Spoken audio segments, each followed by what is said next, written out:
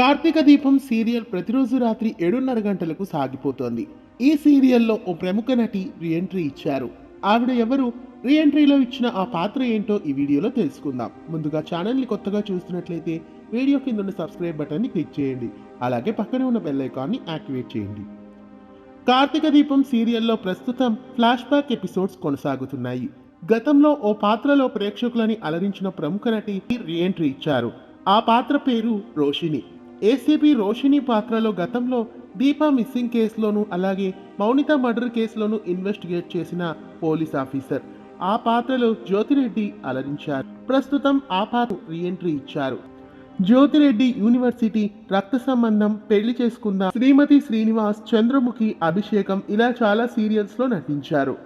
మళ్ళీ మౌనిత ఆచూకీ కనిపెట్టడానికి రోషిని క్యారెక్టర్లో రీఎంట్రీ ఇచ్చారు జ్యోతిరెడ్డి. కార్తీక దీపం సీరియల్లో జ్యోతిరెడ్డి రీఎంట్రీపై మీ అభిప్రాయాన్ని కామెంట్స్ రూపంలో తెలియజేయండి.